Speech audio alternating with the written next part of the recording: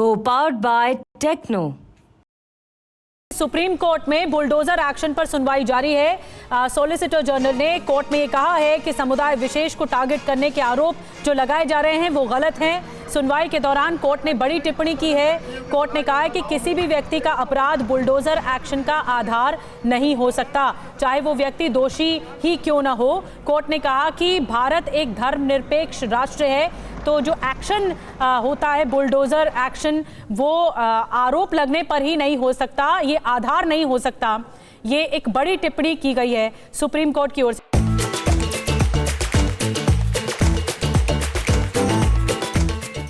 और कुछ कहा गया है सुप्रीम कोर्ट की ओर से बुलडोजर एक्शन पर।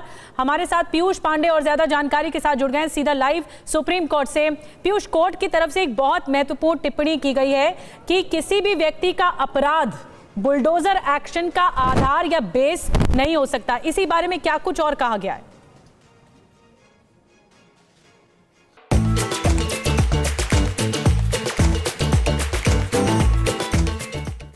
बिल्कुल निधि, देखिए सुप्रीम कोर्ट का साफ ये कहना है कि अगर किसी पर अपराध का आरोप लगा है और उसके खिलाफ बुलडोजर कार्रवाई की जाती है तो ये पूरी तरह से गलत है। यहां तक कि अगर वो दोषी भी करार दे दिया गया है किसी अपराध के मामले में अदालत द्वारा, तब भी उसके खिलाफ बुलडोजर की कार्रवाई नहीं की जा सकती है। और ये स्पष्ट किया है एसजी ने भी कि ये कानूनी तौर पर गलत है और ऐसी कार्रवाई नहीं की जा रही है। जो आरोप लग रहे हैं वो पूरी तरह से गलत हैं। कुछ एक मामलों के आधार पर तमाम याचिकाएं सुप्रीम कोर्ट में दाखिल कर दी गई हैं।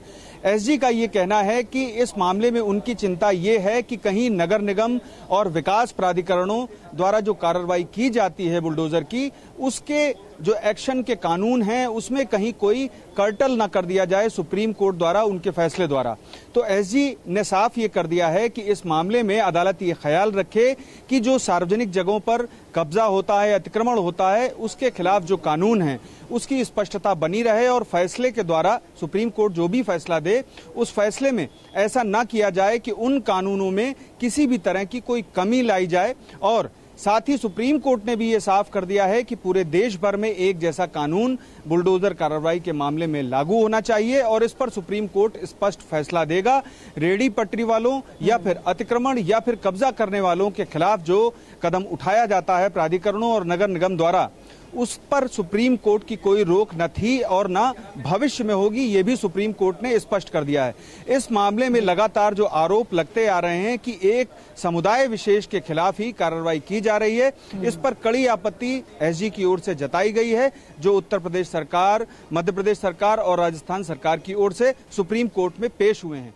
उन्होंने अपनी दलीलें पूरी कर दी हैं और अब दूसरे पक्ष यानी कि याचिकाकर्ताओं की तरफ से दलीलें पेश की जा रही हैं।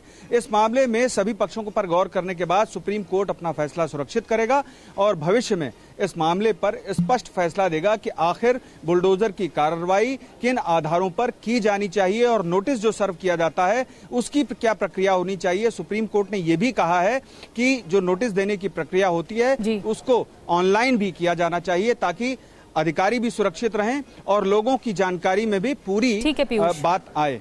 ठीक है, बड़ी बात पीयूष बता रहे हैं। इस मामले में अभी भी सुनवाई चल रही है। जो दूसरा पक्ष है, याचिकाकर्ता हैं, उनके वकीलों की तरफ से दलीलें रखी जा रही है। लेकिन एक बड़ी बात यह है कि सुप्रीम कोर्ट ने कहा है कि भारत एक धर्मनिरपेक्ष देश है और जो सामाजिक सुरक्षा है वो देश में सर्वोपरि होनी चाहिए। बहुत बड़ी बात कही गई है। पीयूष, बहुत बहुत धन्यवाद आपका इस खबर पर जानकारी देने के लिए। Co-powered by Techno।